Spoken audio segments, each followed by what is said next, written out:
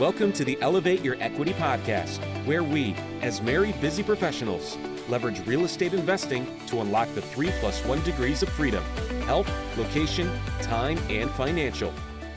Today, we've got a fantastic guest on the show, Mr. Corey Robinson.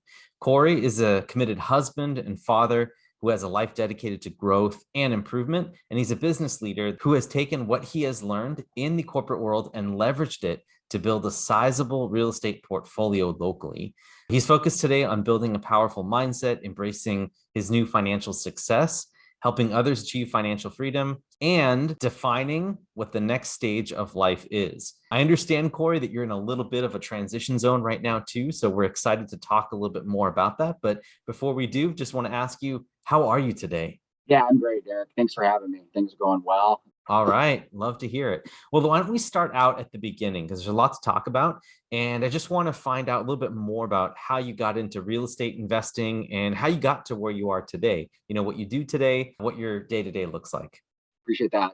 So funny story. It goes back about a decade. I had a good friend of mine who was buying rentals 10 years ago or so. We're in our mid-20s. And he was always on me to get more involved and go and invest with them. It's one of those things I always wanted to do, but I never really got around to doing, with life, separating, getting finances set aside to do it. And then, fast forward about 5-6 years later, I'm actually getting married. I'm on a beach in Puerto Rico, my family and my friends, my father and one of my buddies, we were talking about it. And, that day is just like, okay, let's commit and actually do something with this instead of just talking about it.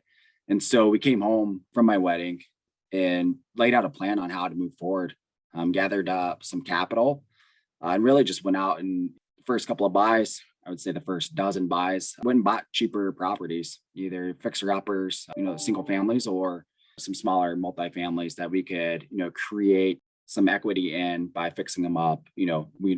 Rent rates were real low. We knew that there's just a bunch of opportunity there. So that's really how we got our start.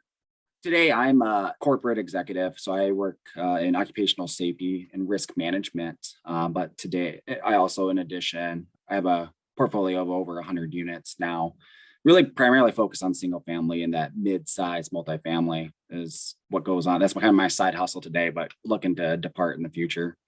Yeah, that sounds great. So there's a lot to take away from all this, and I can't wait to touch on some of the things that you're learning from or taking from your corporate job and applying into the real estate business right now. But before we do that, I want to back up a little bit further, because it sounds like there was a decision made for you and your family to start getting involved in real estate and doing that as a side hustle. But what I really wanted to find out is, like, where did that come from? I know there's plenty of preparation that comes into a decision being made to be like, all right, we have tens of thousands of dollars, let's go ahead and deploy it. Where did that passion or the knowledge and the awareness about investing in real estate come from? I think that initially, I wouldn't say that there was the knowledge base was there. My dad had done some rentals, some real estate investing in his past, I would say mild success here and there. But I think it just came with the thought processes as I within my profession or my career, I kept hitting the next level. I don't know, felt still not whole. Kind of looking at my finances, as we made more money and as our careers grew, our finances grew. On as thing, how can we get out of this situation where we're continuing to level up to where our income is at and really create some sustainable wealth and really generate some, additional finances for our family. And that's really, I think, where the desire, the passion came from. It was just, no matter how high I climbed the ladder, I just couldn't seem to really get ahead to where I wanted to be. I had done enough reading, enough research at that point in time to know that, real estate was an avenue, and then I looked at retirement accounts, right? How slowly those grew over time. We'd been investing for, 2 decades at the time or almost 2 decades at the time of this decision was made. Realized, nothing is growing as quickly as we hoped. And it's like, how are we really going to live the life we want to live once our kids are gone and we retire just off of things like 401k or, the pension that my wife was fortunate enough to get through the federal government, and just realized, none of this is going to work out the way that we thought, and we need to pivot and focus on something else. That's great. I think that's a pretty good path. And how long ago was this when you guys made this decision? It's about 3.5 years ago. Yeah. Wow. The decision was made. So you went from nothing to about 100 units in about 3.5 years. That's you mean some business. That's pretty good stuff right there. So Yeah, it's we haven't slowed down, and I think that there's ebbs and flows, and there has been, but I think that the pivot over the last 6 or 8 months to larger units has really made our growth, exponential. We went from having 10 to having 20 to having 30 to 40, and then all of a sudden it's like, okay, now we went from 40 to 60, and from 60 to 90. So we're still picking up small ones and twos along the way, but it's really kind of that pivot to larger properties that has made the difference. So one of the things that you wrote when we were talking a little bit before the show, when we had the form that you filled out to come on, was the fact that you're resourceful to be able to put this all together. It takes time and energy, obviously, to do all this. Can you speak a little bit to the dedication and the resourcefulness that you had to employ in order to do what you're doing on the side? Yeah, I think, it's think through everything that I'm doing today and how I'm able to do it. It's really comes down to time management but I think that it really started with the mindset, is how are we going to get to where we want to go? And I realized that we're growing slowly or not as fast as we'd liked, but just because we were heavily involved in everything, touching everything, and really shy about bringing people into what we were trying to do.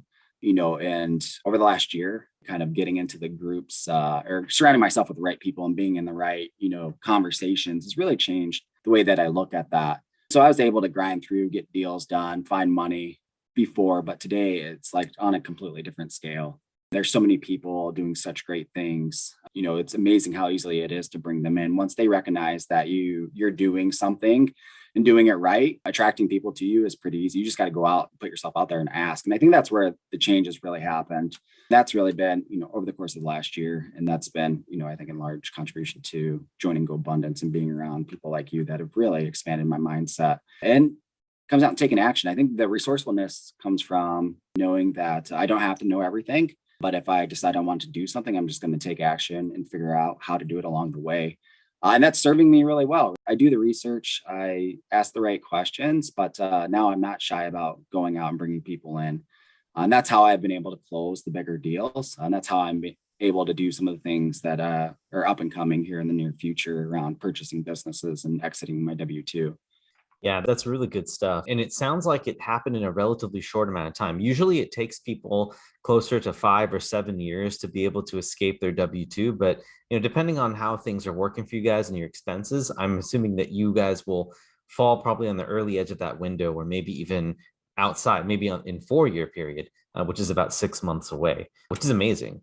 But what I wanted to do is I wanted to touch a little bit more on resourcefulness and maybe some of the skills that you're taking away from your full-time job and applying into the real estate business. Have you seen any overlap there, or have you seen anything that has helped you on your journey? Yeah, I think that, so one of the key focuses in my job now, I build systems out essentially for a living and teach people how to operate within that system, so it brings structure to the business and tries to eliminate waste. And that's what I've tried to take the corporate life that I've led, over the last 15 years and apply to what I'm trying to do, is remove middleman, remove redundant communication, put systems and processes in place that allow us to streamline our operations. Definitely still a work in progress. It seems like it's a lot easier for me to do in the corporate life than it is in my own business. But those are really the big things that I've taken away from that. I realized something as simple as a checklist or workflow makes all the difference in the world. Trying to keep track of everything that's going on with my family, with work and with my business is overwhelming. And so putting those processes in place have just made it a lot more transparent as to what's going on in my business. But it's made it a lot easier for me to manage as well. Can you talk a little bit about what that looks like for you? I'm sure that the folks out there are interested in learning maybe a few pointers on being able to keep all that straight, because you do have a lot going on. You have family, you have business, and then you have your job. All these things are happening at the same time. So how are you using your resourcefulness to create processes and stuff like that for those? Do you have examples? Yeah, so I think that, being property manager, or we've moved into being a property manager, having a right system in place and utilizing that system. And so my team, one of the things we've been focused on, we use Buildium.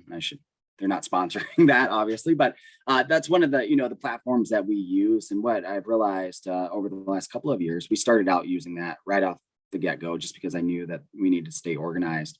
But our use of it was underwhelming. We used it, just for the key couple of things. But one of the things that we've worked through now is how do we optimize that?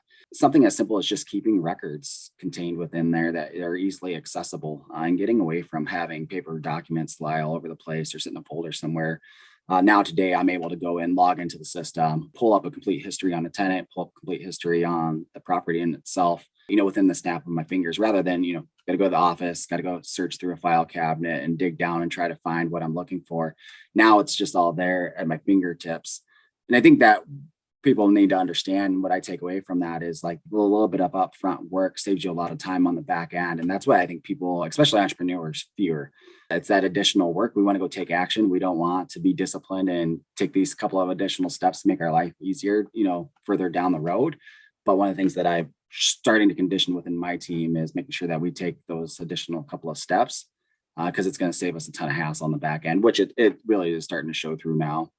Definitely, I can see that. What do you say to those who are maybe trying to build a team themselves? Because it sounds like you're doing property management on your own properties, right? With your own team and your own partners and investors. Like, did this kind of develop out of default? Did you ever have the idea that you were going to be doing this like full time, or did you just come out of a need? Because most people can have their own property managers, or they hire property managers to step in and do the work for them. Can you talk a little bit how that developed with building a team and getting your own property management in place? I think what has happened over time, we wanted third-party property managers to handle everything initially. And what we found is we were oftentimes still very involved in what was going on. And I think with time, things have grown. And what we've realized is that we spend a lot of time managing our property manager, which is something that you have to do, I think. But everything for us here is local. We know everybody.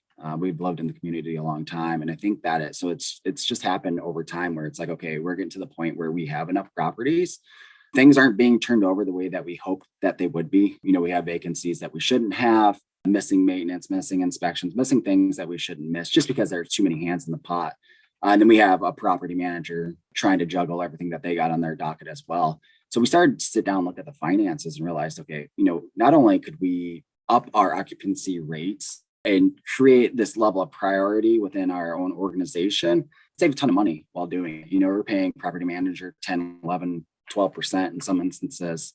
And then we started to look at what it would cost us to bring somebody in-house. And, the cost savings was tremendous. And it's like we could spend a very similar amount of time training somebody and answering questions as we are trying to manage the property manager. And so with that knowledge, we went and said, okay, let's go try to find somebody that's passionate, somebody that's organized and detail oriented. They don't necessarily need to be in the real estate space or doing this. We can train all these tasks, all these things that need to get done. We can train and answer all those questions. So that's what we did. And we went out and hired somebody, and it's been bumpy as the transition has happened, but I think that what we're finding, like, it's just so much easier to communicate because that person is, accountable to us, and she does a great job of asking the right questions and trying to step in and be on top of things. So it's like the prioritization of our properties and all being ours is paying off huge. And then we're saving money on the backside because we're not paying, a third-party property manager. So we can take those savings and redeploy them into something a little bit more fruitful. Yeah, I love this approach. And I think that I love the fact that you're not afraid to tackle property management, because right now, with my personal portfolio also in a Midwestern market, I'm seeing that the third party property management type of thing is I'm seeing exactly what it is that you're seeing or that you saw. Fortunately, I don't live in my market, so that makes it a little bit more difficult, but I have partners there. And, it's very interesting. And I just love how you're just willing to step into it, even after, only being there in the market for a couple of years, especially in the recent year, it must have been ramping up. And that must have been the point in time where you're like, we need to have our own management in place. And so just want to say that is definitely a testament to how resourceful you guys are in making it work no matter what. And so I think that's some investors you're just going to have to do, right? You're going to have to, in some of these markets, you just have to bite the bullet and do things yourself somehow, or at least get a process started so that you can keep things in-house. And I think you're laying the foundation for something much bigger, because now you've got all this in-house property management. And really, if you want to grow that business, now you have your investment side and you have your property management side. You can start making money off of both and start to build vertically, which is very cool. Yeah, and I think as we look, to expand, we're looking at markets where we have resources in place as well. We have friends, family, acquaintances that we've worked with in the past. And it's like, okay, start eyeing. That's kind of how we prioritize which markets we want to penetrate, in the future, is like, what kind of resources do we have there that we know that we can rely on to ensure that our investment goes as far as it possibly can. And so as we transition, to more of a regional type of approach, I think that's really what's going to kick us off is, where do we have somebody that we can trust and we can rely on? Yeah, I love that. So early on, and this is my next to last question for you, is you mentioned that you used to be a factory worker. Is that right? You used It to be a is. factory worker and you've gone all the way to where you are today, partly because of resourcefulness, but also because of maybe mindset and some growth and the willingness to take on challenges. Can you speak a little bit about, the point about how much you have changed from that early point to where you are right now today? Yeah, I think that the change is, I don't even know that I can put it into words. I think to give a little context to this, I grew up in Southern California to a really poor family on welfare, moved to the Midwest where my dad was located after I had graduated high school, which was definitely a challenging period in time, but it was life-changing for me. And so I think that, I got off to what would be, I guess, a slow start at that point in time. Took a job, whatever I could find as a factory worker, and realized, okay, that, I'm paying the bills. Like, this is a different way of life than what I was accustomed to, but there's got to be more out there to this. And so then I just started to build upon that rather than sit and complain and worry about all the things that were happening to me, and watching people around me that had worked in these factories for 20, 30, 40 years, and watching how miserable they were and watching them give their best years of their life away. Like, I realized, like, this isn't how I want my life to go. Like, I want to be vibrant and happy and live a big life.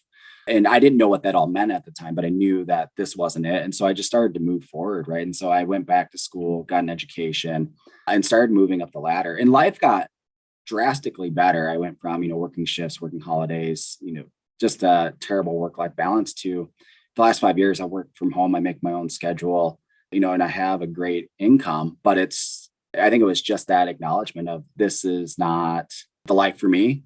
There's nothing against people that are doing this, but waking up every day being unhappy just wasn't it. And then I realized, as I reached different peaks, right, that I was really hungry. I'd reach that peak, be really happy, whatever that may be, finishing school, getting a promotion at work. And I was like, okay, I was happy for a minute. And then I'd go into a period of being depressed. I started to search and try to understand why. And I started to realize, like, it's the satisfaction of the challenge of trying to reach your goals. Like, that's really where I think the happiness sets in. You hear, tons of people talk about it, but it really is that. And I realized that, every new peak, there's going to be this plateau and this moment of, I won't say unhappiness, but discontent. And I'm going to have to find something else to do. And so I think it's just been building over time, and that ideology all came full circle in the last year, where I've actually realized and been able to articulate what that peak and valley state is, and why I feel that way. And so now it's like, I know now I'm moving goals and doing more before I reach that next peak, and challenging myself more every day. It's continuing to pay off, right? We're continuing to see my team's trajectory grow because of the self-awareness of what's going on in life and why I am the way that I am. Yeah, I think that's super inspiring. I'm glad that you shared that with the audience, because some people right now, and I'm sure that maybe you had felt this at one point, maybe 5-10 years ago, where you're working a job and you felt maybe stuck. Like, yes, it's great that you have gotten, you got an education and you started working up through the ranks, but then, there's always this feeling that sets in with corporate employees, at least people that are wired like us, that want something bigger. You kind of sit there and you go, is this it? Is this all that there is? And then you start asking questions, and then you hit these plateaus, right? And then you have to change your mindset and think about basically becoming a different person, in order to overcome that. Because if you think the same way, you're going to have the same problems. And as soon as you think differently, then all of a sudden you start going to new heights. And I think that that's a super inspiring story. And that's really cool. So where do you think all this leads you in the next 3 years? What's your vision for what's coming down the road for you? Yeah, that's I think the thing that I'm pondering today. I think I've learned some stuff about acquiring businesses, acquiring small businesses over the last 18 months or so, really in the last 6 months. That seemed really intriguing to me. And the one thing I think about acquiring a business is that, especially a successful one, is it gets the cash flow up, right? And so as I'm looking to pivot away from my career and into something that brings me a lot more challenges and more happiness, I'm looking to purchase small businesses and looking to start acquiring small businesses. And, I don't know what the end game there is, but I do know that that's, kind of the conduit for me to pivot away from my W-2 and leave earlier. I think that my thought was, by 40, which is about a year and a half away from me, I would leave and just do real estate full time. But with my newfound knowledge, I realized, maybe I can expedite that process through an acquisition. And I never realized how much demand for buyers of small businesses there is. And so I just started doing some research over the last half a year and, found a couple of different businesses close in proximity that okay, the financials work out really well. This makes a lot of sense. And really getting the deal done is, I won't say it's simple, but it's really not all that hard, especially once you have a sizable portfolio like I have now. Banks are more than happy to go out and lend you money, especially an SBA loan or something like that.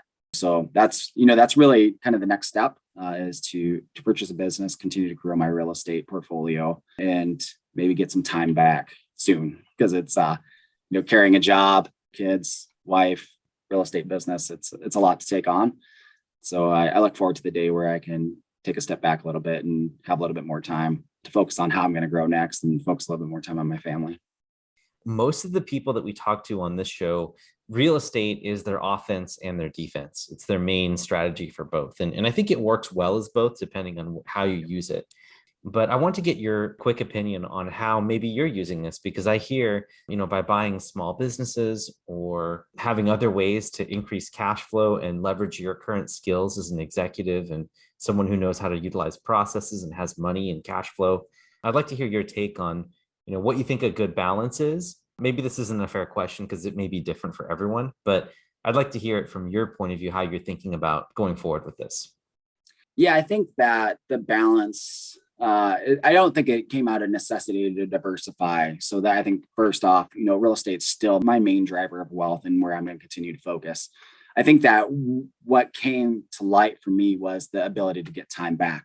If I went out and bought the right business with the right structure in place, my need to be there all the time would be diminished greatly. Now, my job can be pretty demanding. While I have control of my schedule for the most part, there's still a lot of need to get done, and I have a big team to move. And so the thought process for me was, can I get my cash flow up to a point where I can exit and get some time back? And I think that was the main driver was the return on time, because that'll allow me to focus more on my real estate and probably give me a little bit more capital to play with.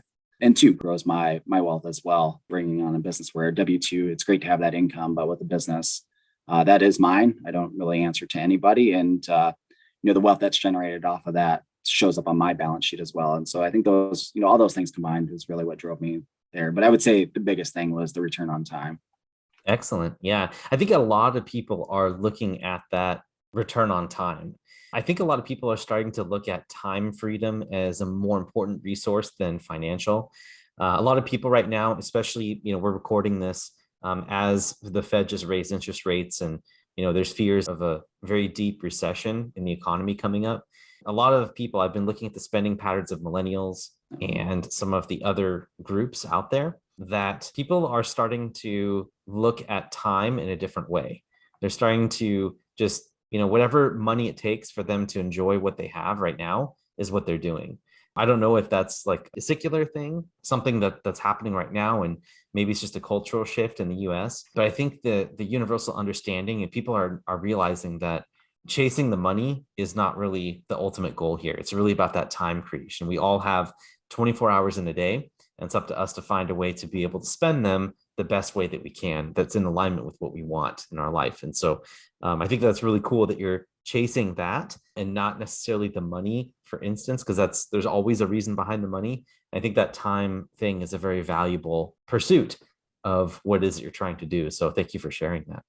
Wanted to thank you, Corey, for coming on the show. But before you go, we have the rapid round, which is the same 5 questions that we ask every one of our guests. Number one, what is the book that has had the biggest impact on you and why? And it can't be the Rich Dad, Poor Dad Bible or the Bible itself.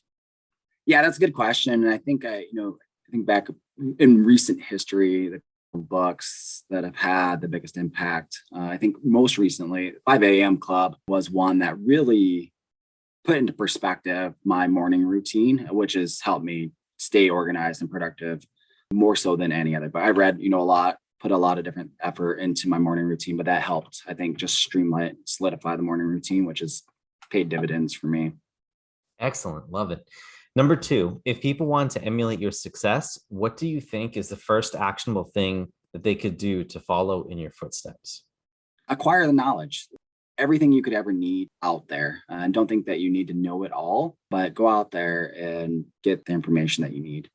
Yeah, great advice. Number three, what is one tool, process, or hack in the last 3 to 6 months that you've used recently that helps you save time and or effort? Time blocking has been a big part of my something that I played with, and up until the last 2 months, it wasn't something that I really put into motion on a normal basis.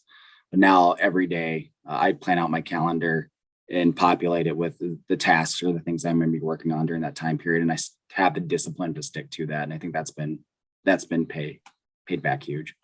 Yeah, that's one of the biggest secrets for me as well. When I first started out was having those time blocks, just to know that was there and be able to make forward momentum all the time. Because even if aren't moving fast, as long as you have forward momentum, you're working towards something great. So number four, if the people had to describe you with one word, what word would that be? I think action oriented. I think that's really where I don't think too hard about things. I've learned to stop analyzing and just move forward, and knowing that as long as I'm equipped with enough information and I take action, that I will arrive at my goals one way or another. Yeah, no analysis paralysis anymore. It's good. All right. Number five, what small thing do most people not know about you? Oh, I'm a huge Lakers fan. I live in the Midwest. I've lived here for my entire adult life. Cool. Most people wouldn't know that, but yeah, I grew up in LA and love the Lakers. So, what is your relationship right now with the Warriors? It's a love-hate. It's a love-hate. Okay. Yeah. My 13-year-old is a big basketball player and he loves Golden State, right? It's hard to get away from it. Steph Curry, I think, it draws a lot of young kids in. And so it's a little envious, a little hateful, but can appreciate what they've done. Yeah, it's impressive what they've been able to set up too. I just started watching basketball about maybe 5 years ago because my wife's family's into it. And we were in the Bay Area at the time. So it's kind of an exciting time. Even at the company that I used to work for at the corporate job, they were passing out jerseys and stuff like that. They were really into it. So the whole Bay Area is on fire now because of what's going on, I'm sure. So, well, Corey, thank you so much for coming on the podcast. I had an awesome time having you here. But before we go, why don't you tell the listeners a little bit more about how they can find out what's going on in your world and how to get in touch with you or your team? Yeah, so you can find me on Facebook or LinkedIn. I don't do a lot of the social media. I'm trying to get better at that stuff. So those are probably the best places to find me. Or you can look up RTR Investments, LLC is one of my businesses and probably the one that's been marketed the most. So awesome. Cool. Well, thank you very much, Corey, for coming on the show. And for you listeners who have made it all the way to this point in the podcast, I want to thank you as well. So please, wherever you're watching or listening to this, please subscribe, and comment, rate, review, do whatever you can to interact with the show so that we can get more listenership and appease those algorithm gods and get exposure to more and more people. So thank you guys for listening. And Corey, thank you also for coming on the show. It was a blast having you. Yeah, Derek, I appreciate it. Thank you so much. Absolutely. Take care, everyone. We'll see you next week. This is Derek signing off.